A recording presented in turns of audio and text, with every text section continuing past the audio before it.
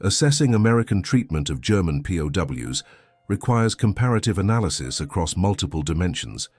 Compared to German treatment of Soviet POWs, where roughly 3 million of 5 million captured died from exposure, starvation, and deliberate killing, American standards were incomparably superior.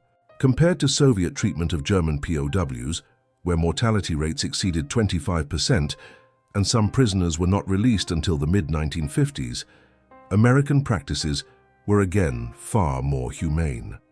However, comparison to other Western Allied powers reveals more nuanced conclusions. British treatment of German POWs was generally similar to American standards, with some variation based on location and timing. Canadian practices largely mirrored those of Britain and the United States. All three nations adhered broadly to Geneva Convention requirements, though implementation gaps and occasional abuses occurred. Within the American system itself, significant variation existed. Camps in the South sometimes reflected regional racial attitudes. African American guards faced discrimination, and some camps permitted or even encouraged prisoner indoctrination with Nazi ideology through lax supervision of internal camp governance. Other camps maintained strict denazification programs, screening out hardcore Nazis for segregated detention and requiring educational programs challenging Nazi beliefs. The economic benefits to the United States from POW labor were substantial. Estimates suggest that German POW labor contributed over $230 million to American agricultural and industrial production between 1943 and 1946, equivalent to several billion dollars in current values. This labor filled critical gaps at a time when millions of American men served overseas and defense industries competed for workers with agriculture and other essential sectors. From prisoners' perspectives, documented through letters, diaries, and post-war interviews, American captivity was generally viewed as fortunate compared to alternatives. Adequate food, medical care, and treatment as human beings rather than subhuman enemies created surprisingly positive assessments. Some prisoners later described their American captivity as the best period of their lives, a testament both to decent treatment in U.S. camps and to the harsh conditions that characterized much of wartime experience. The legacy of the American POW program influenced subsequent U.S. policy in Korea and Vietnam, where treatment standards drew explicitly on World War II precedents. The Geneva Conventions were revised in 1949 to address ambiguities revealed by World War II experiences, strengthening protections and clarifying obligations. American military doctrine incorporated lessons about the strategic value of humane treatment. Well-treated prisoners provided better intelligence, required fewer guards, and created positive impressions that could be exploited for propaganda purposes. The women's arrival coincided with a period of significant transition in American POW policy. With Germany's surrender on May 8, 1945, the legal status of German prisoners entered uncertain territory. Technically, the state of war persisted until formal peace treaties, meaning Geneva Convention protections remained in force. Practically, the immediate threat had ended, creating pressure to relax security measures, while maintaining control over hundreds of thousands of foreign nationals on American soil. Military records indicate that female German POWs presented particular administrative challenges. The relatively small numbers meant that dedicated facilities were impractical. Security considerations differed from those governing male prisoners, reflecting both period assumptions about women's physical capabilities and concerns about potential sexual exploitation. Documentation from the Provost Marshal General's office shows ongoing debate about appropriate housing arrangements, work assignments, and supervision protocols for female prisoners throughout 1945 and 1946. The use of restraints during transport reflected standard security procedures, though their necessity in the war's final weeks was questionable. Regulations specified that prisoners being moved between facilities should be secured to prevent escape attempts. The practical reality that escape into rural Texas offered no viable outcome. Nearest population centers were typically 40 or more miles distant across harsh terrain, made such precautions largely symbolic. Nevertheless, adherence to regulation often superseded common sense in military operations. The military escort accompanying the transport included German-speaking officers, a common practice that facilitated communication and reduced friction. First- and second-generation German Americans served extensively in POW administration roles, their linguistic skills valuable for managing a prisoner population that included significant numbers with limited English proficiency. This created complex dynamics. Some prisoners viewed German American guards as traitors, others found the shared language and cultural background reassuring. Local civilian authorities maintained minimal involvement in POW operations. County sheriffs and municipal police forces were informed of prisoner locations but had no direct oversight responsibility. Military police units stationed at regional bases provided backup security if required, though actual escape attempts from agricultural work details were remarkably rare. The combination of isolation, visible foreignness that made blending into local populations impossible, and generally adequate treatment created little incentive for escape. The physical condition of prisoners arriving in May 1945 varied considerably based on their capture circumstances and subsequent treatment. Those captured in the final weeks of fighting often showed signs of nutritional deficiency, stress, and exhaustion. Medical examinations conducted at reception centers typically identified malnutrition, vitamin deficiencies, and various untreated minor ailments. Once in American custody and receiving regular meals, most prisoners experienced rapid health improvement, a pattern documented extensively in military medical reports. The Holloway Ranch, though specific names are fictionalized here, the operational patterns reflect documented practices, represented one model of POW labor utilization.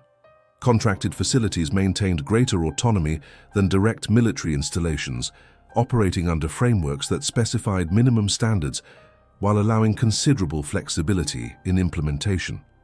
Inspection regimes theoretically ensured compliance, though the ratio of facilities to inspectors meant that oversight was often cursory and infrequent. Housing arrangements at agricultural facilities typically repurposed existing structures. Bunkhouses designed for seasonal workers served adequately for prisoner accommodation, though modifications were sometimes required to meet security specifications. Sanitary facilities ranged from basic outdoor arrangements to more developed plumbing systems, depending on the facility's existing infrastructure and the contractor's investment in improvements. Work assignments reflected both the facility's operational needs and prisoners' capabilities. Agricultural labor was physically demanding, particularly in Texas heat, which regularly exceeded 100 degrees Fahrenheit during summer months. Acclimatization required time. Prisoners from northern European climates found Texas conditions challenging initially, though most adapted within several weeks. The daily routine at agricultural facilities generally followed patterns established by farming and ranching cycles rather than military schedules. Work began at dawn to take advantage of cooler morning temperatures, broke during midday heat, then resumed in late afternoon. This differed significantly from the more regimented schedules in larger military-administered camps, where formations, counts, and standardized procedures governed prisoner activities. Meal provision represented a critical element of Geneva Convention compliance. The convention specified that prisoners should receive rations equivalent to those provided to the captor nation's depot troops. The wage system for POW labor created complex accounting.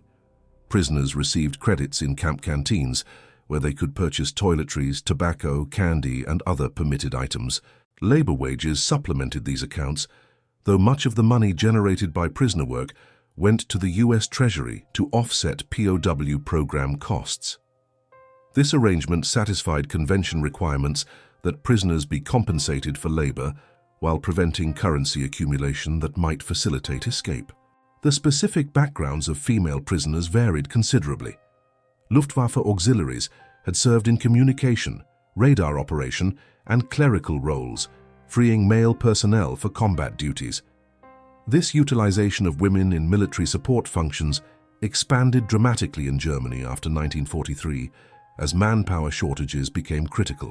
By 1945, several 100,000 German women served in auxiliary capacities across all military branches. Medical personnel represented another significant category. German military nurses operated in field hospitals, evacuation facilities, and rear-area medical installations throughout occupied territories. Their exposure to combat conditions and treatment of wounded personnel made them subject to POW status under international law, though practices varied among Allied powers. The Soviet Union in particular showed limited concern for Geneva Convention protections in its treatment of German prisoners of either gender. Capture circumstances in the war's final weeks were often chaotic. As German formations collapsed and command structures disintegrated, military and auxiliary personnel found themselves cut off, surrounded, or simply abandoned as higher commands fled or ceased functioning.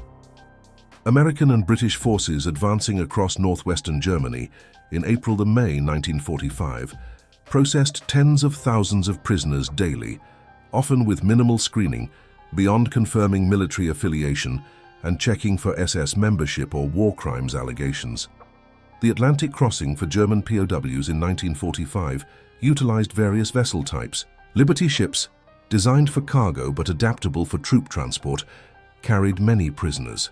Conditions aboard ship were cramped but generally adequate, with prisoners housed in holds fitted with temporary bunks.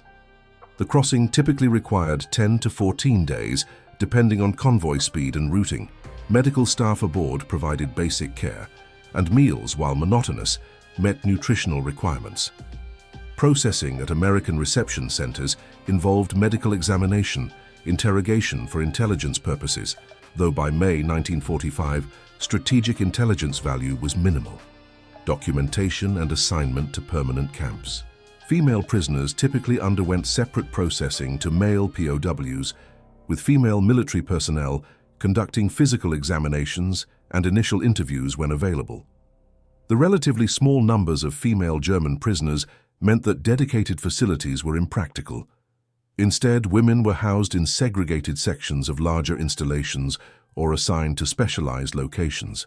The decision to remove restraints upon arrival represented a judgment call by civilian contractors that could have been contested by military escorts. Geneva Convention provisions did not address routine use of restraints during work details. Instead, they emphasized preventing escape through adequate guarding and making escape pointless through isolation. The practical assessment that women working on an isolated ranch posed minimal security risk allowed for relaxed restrictions that would have been unacceptable at larger installations. This flexibility reflected broader patterns in American POW administration. The system's decentralization created considerable variation in treatment. Prisoners in different camps reported experiences ranging from harsh and punitive to remarkably lenient and collegial.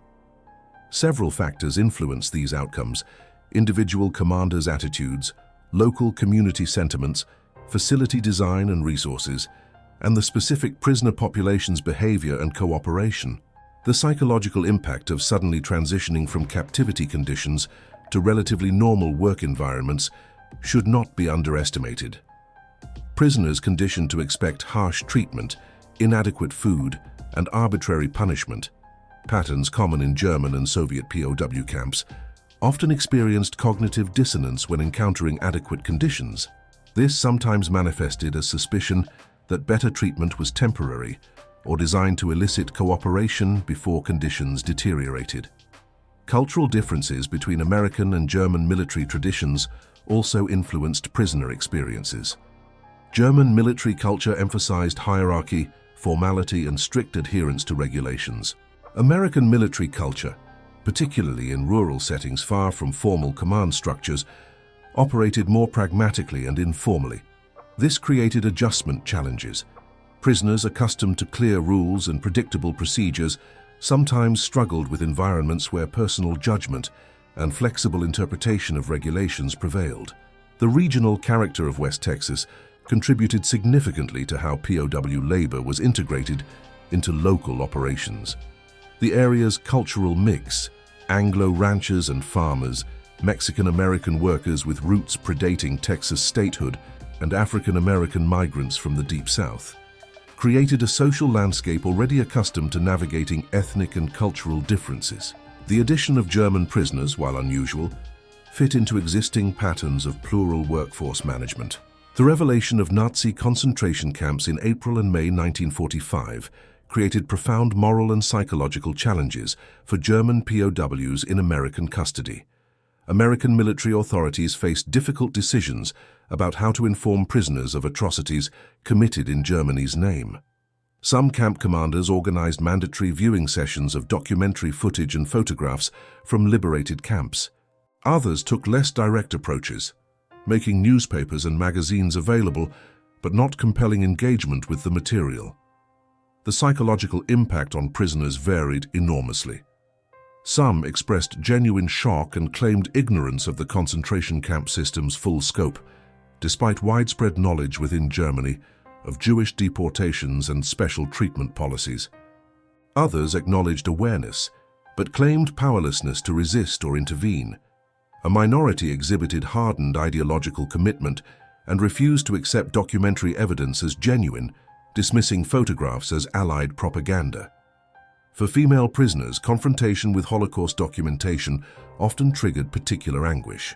Many had served in medical or administrative roles that involved processing casualties from the Eastern Front, where Wehrmacht units participated directly in atrocities against civilian populations.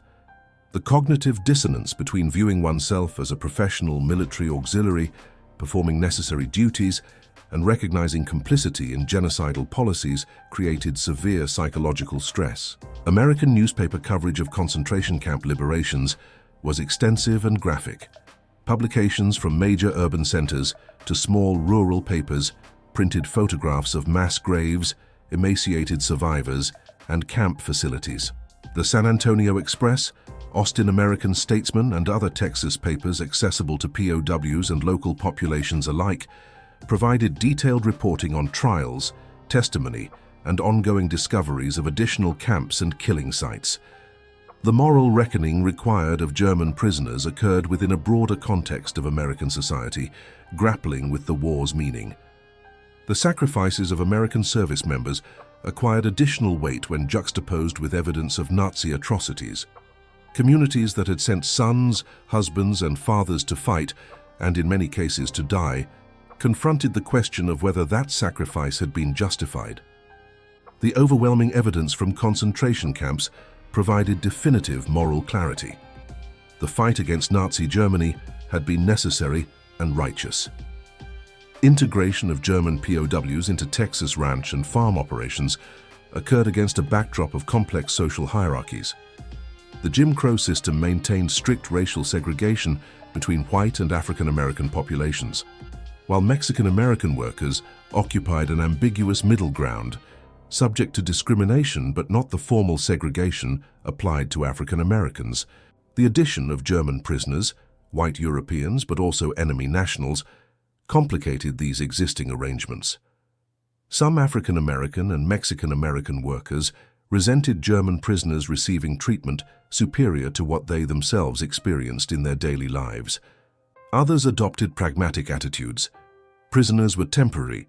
Once repatriated, they would vanish, while local workers would remain and needed to maintain functional relationships with employers. These calculations led many to accept prisoner presence without open hostility, though underlying tensions persisted. German prisoners' own racial attitudes, shaped by Nazi ideology and propaganda, sometimes created friction. Some prisoners expressed surprise at seeing African American cowboys and skilled workers, their expectations shaped by propaganda emphasizing American racial oppression. Others carried forward anti-Semitic beliefs, despite Holocaust evidence, unable or unwilling to relinquish ideological commitments that had structured their worldviews. The pragmatic focus on work completion tended to override these tensions in daily operations. Ranchers and farmers concerned primarily with getting crops harvested, fences mended, and cattle tended had little patience for ideological conflict that interfered with productivity. This utilitarian approach, while perhaps not addressing deeper moral questions, facilitated functional coexistence during prisoners' tenure. Women's work on ranches and farms included tasks considered appropriate to gendered labor divisions of the period. Kitchen work, laundry, vegetable gardening, and lighter animal husbandry duties were commonly assigned. However, agricultural labor's demands often required flexibility. During peak seasons, everyone capable contributed to urgent tasks regardless of gender conventions. This created opportunities for women prisoners to demonstrate competence in areas beyond traditional female roles. Planning for POW repatriation began well before Germany's surrender. The State Department, War Department, and international relief organizations coordinated complex logistics for returning millions of displaced persons, including POWs held by all combatant nations. For German prisoners in American custody, repatriation presented particular challenges, given Germany's devastated condition and unclear political future. Initial planning assumed rapid repatriation once hostilities ceased. However, multiple factors delayed implementation. Germany's division into occupation zones complicated logistics. Prisoners needed to be returned to appropriate zones based on their origins. Transportation shortages. Shipping remained scarce given ongoing Pacific War requirements, limited available capacity. Perhaps most significantly, European agricultural reconstruction needed labor, leading to proposals to retain POWs for essential work. The legal basis for extended detention remained contentious. Geneva Convention provisions specified that prisoners should be repatriated without delay after hostilities ended. Yet no formal peace treaty existed. Technically, a state of war persisted. This legal ambiguity allowed Allied powers to retain prisoners for labor purposes, though this stretched convention intentions. The Soviet Union retained German POWs for years. France and Britain also delayed repatriation to utilize prisoner labor for reconstruction. American policy reflected competing pressures. Humanitarian organizations and some government officials advocated rapid return on both moral and legal grounds. Agricultural interests lobbied for retention, citing labor shortages and prisoners' proven productivity. Military authorities wanted to reduce overseas deployment requirements and consolidate forces for potential Pacific operations or occupation duties. These competing interests produced policies that were neither swift repatriation nor indefinite retention, but rather gradual return extending into 1946 and beyond. Prisoners themselves held divided views on repatriation timing. Some desperately wanted to return, seeking to locate family members, reclaim property, or simply go home despite difficult conditions. Others preferred to delay return, recognizing that Germany's situation offered little immediate prospect of stability or opportunity. Access to adequate food, shelter, and wages in American custody contrasted sharply with reports of deprivation, Soviet occupation harshness in the East, and widespread destruction across Germany. The question of whether former POWs might immigrate to the United States emerged gradually as repatriation proceeded. American immigration law in 1945 remained shaped by the Restrictive National Origins Act of 1924, which imposed strict quotas favoring Northern European immigration but limiting overall numbers. The war's end prompted reconsideration of these policies, though substantive reform would not occur until the 1960s. Individual cases of former POWs returning to the United States as immigrants did occur, though documentation is fragmentary. Sponsorship requirements meant that Americans who had interacted with prisoners, camp administrators, employers, or local community members needed to vouch for individuals and assist with visa applications. This process was bureaucratically complex and unpredictable in outcomes. The phenomenon of German women marrying American soldiers and immigrating as war brides is well documented, with approximately 14,000 German women entering the United States through such marriages between 1945 and 1950. However, relationships between female POWs and American military personnel or civilians were complicated by prisoner status and fraternization regulations. Any relationships that did develop required navigating significant legal and social obstacles. For those who did successfully immigrate, adjustment to American life involved numerous challenges. Language barriers, even for those with some English proficiency, created difficulties in employment and social integration.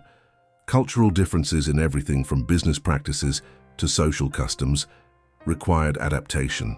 The stigma of having served Germany during the war persisted. Some former POWs concealed their wartime service to avoid discrimination or social ostracism.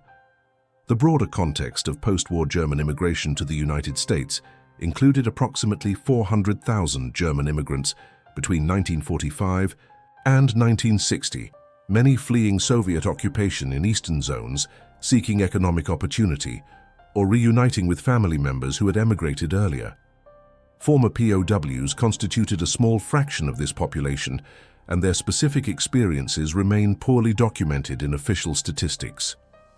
Assessing American treatment of German POWs requires comparative analysis across multiple dimensions. Compared to German treatment of Soviet POWs, where roughly 3 million of 5 million captured died from exposure, starvation, and deliberate killing, American standards were incomparably superior. Compared to Soviet treatment of German POWs, where mortality rates exceeded 25% and some prisoners were not released until the mid-1950s, American practices were again far more humane. However, comparison to other Western Allied powers reveals more nuanced conclusions. British treatment of German POWs was generally similar to American standards, with some variation based on location and timing. Canadian practices largely mirrored those of Britain and the United States. All three nations adhered broadly to Geneva Convention requirements, though implementation gaps and occasional abuses occurred. Within the American system itself, significant variation existed. Camps in the South sometimes reflected regional racial attitudes. African American guards faced discrimination, and some camps permitted or even encouraged prisoner indoctrination with Nazi ideology through lax supervision of internal camp governance. Other camps maintained strict denazification programs, screening out hardcore Nazis for segregated detention and requiring educational programs challenging Nazi beliefs. The economic benefits to the United States from POW labor were substantial. Estimates suggest that German POW labor contributed over $230 million to American agricultural and industrial production between 1943 and 1946, equivalent to several billion dollars in current values. This labor filled critical gaps at a time when millions of American men served overseas and defense industries competed for workers with agriculture and other essential sectors. From prisoners' perspectives, documented through letters, diaries, and post-war interviews, American captivity was generally viewed as fortunate compared to alternatives. Adequate food, medical care, and treatment as human beings rather than subhuman enemies created surprisingly positive assessments. Some prisoners later described their American captivity as the best period of their lives, a testament both to decent treatment in U.S. camps and to the harsh conditions that characterized much of wartime experience. The legacy of the American POW program influenced subsequent U.S. policy in Korea and Vietnam, where treatment standards drew explicitly on World War II precedents. The Geneva Conventions were revised in 1949 to address ambiguities revealed by World War II experiences, strengthening protections and clarifying obligations. American military doctrine incorporated lessons about the strategic value of humane treatment. Well-treated prisoners provided better intelligence, required fewer guards, and created positive impressions that could be exploited for propaganda purposes. The story of German POWs in American custody represents a small but significant chapter in World War II's vast history. Approximately 425,000 German prisoners passed through American camps between 1943 and 1946, most returning to Germany by late 1946. Their experiences varied enormously based on location, timing, and the individuals involved in their supervision. For the women who served in this capacity, even smaller numbers and scarcer documentation make generalization particularly difficult. What evidence exists suggests experiences ranging from harsh to relatively comfortable, with most falling somewhere in between. The particular challenges of being female prisoners in a system designed primarily for male captives added complications to already difficult circumstances. The moral questions raised by these experiences persist. How should democratic societies treat captured enemies? What obligations exist beyond minimum legal requirements? How should prisoners who serve totalitarian regimes be judged individually versus collectively? These questions lack simple answers, and different historical actors made different judgments based on their circumstances, values, and constraints. The broader context of World War II's conclusion, millions dead, cities destroyed, populations displaced, makes the relatively mundane story of prisoner labor assignments seem almost trivial. Yet these human-scale interactions, where individuals from enemy nations encountered each other as people rather than abstractions, reveal important truths about war's ultimate futility and the persistent human capacity for decency even amid vast cruelty. The subsequent history of German-American relations, from bitter enemies to close allies within a generation, demonstrates that enmities constructed in war can be overcome in peace. Former POWs who did return to the United States as immigrants, or who maintained correspondence with Americans they met during captivity, embodied this transformation at individual level. Their experiences suggested that shared humanity could transcend national conflict when given opportunity. Historical memory of the POW program has faded as participants aged and died. The camps are gone, the prisoners long since returned or died. The ranches and farms continue operating, mostly unaware of this brief period when they hosted former enemies.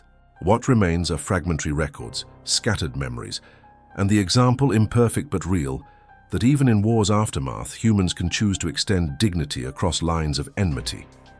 Whether that example informs future behavior remains an open question, but the historical record confirms its possibility.